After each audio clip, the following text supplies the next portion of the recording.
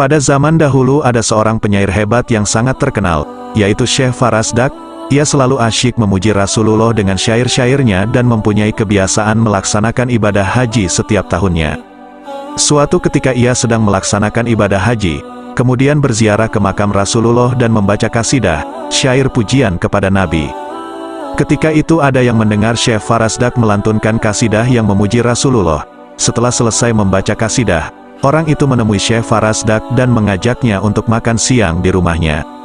Lantas Syekh Farasdak menerima ajakan orang tersebut dan setelah berjalan jauh hingga keluar dari Madinah sampailah ke rumah yang dituju. Sesampainya di dalam rumah, orang tersebut memegangi sang penyair dan berkata, "Sungguh aku sangat membenci orang-orang yang memuji-muji Muhammad, dan kubawa engkau ke sini untuk kugunting lidahmu." Maka orang itu menarik lidah Syekh Farasdak lalu mengguntingnya dan berkata, "Ambillah potongan lidahmu ini dan pergilah untuk kembali memuji Muhammad." Maka sang penyair pun menangis karena rasa sakit dan juga sedih tidak bisa lagi membaca syair untuk Sayyidina Muhammad. Kemudian beliau datang ke makam Rasulullah seraya berdoa, "Ya Allah, jika penghuni makam ini tidak suka atas pujian-pujian yang aku lantunkan untuknya, maka biarkan aku tidak lagi bisa berbicara seumur hidupku, karena aku tidak butuh kepada lidah ini kecuali hanya untuk memujimu dan memuji nabimu. Namun jika engkau dan nabimu ridha, maka kembalikanlah lidahku ini ke mulutku seperti semula." Syekh Farasdak terus menangis hingga tertidur dan bermimpi jumpa dengan Rasulullah yang berkata, "Aku senang mendengar pujian-pujianmu, berikanlah potongan lidahmu." Lalu Rasulullah mengambil potongan lidah itu dan mengembalikannya pada posisinya semula. Ketika sang penyair, yaitu Syekh Farasdak terbangun dari tidurnya, mendapati lidahnya telah kembali seperti semula, maka Syekh Farasdak pun bertambah dahsyat memuji Rasulullah. Hingga di tahun selanjutnya Syekh Farasdak datang lagi menziarahi Rasulullah dan kembali membaca pujian-pujian untuk Rasulullah.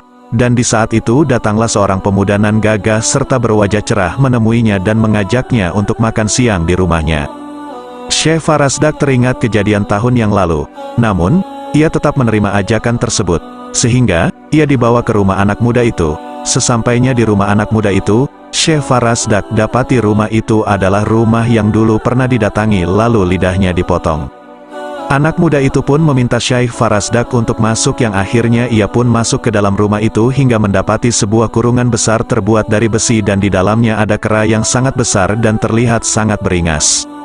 Maka anak muda itu berkata, "Engkau lihat kera besar yang di dalam kandang itu, dia adalah ayahku yang dulu telah menggunting lidahmu." Maka keesokan harinya Allah mengubahnya menjadi seekor kera. Dan hal yang seperti ini telah terjadi pada umat terdahulu, sebagaimana firman Allah dalam Quran Surat Al-A'raf. Maka setelah mereka bersikap sombong terhadap segala apa yang dilarang, kami katakan kepada mereka, "Jadilah kalian kera yang hina." Quran Surat Al-A'raf ayat 166. Kemudian anak muda itu berkata, "Jika ayahku tidak bisa sembuh maka lebih baik Allah matikan saja." Maka Syekh Farasdak berdoa, "Ya Allah, aku telah memaafkan orang itu dan tidak ada lagi dendam dan rasa benci kepadanya." Dan seketika itu pun Allah mematikan kera itu dan mengembalikannya pada wujud yang semula.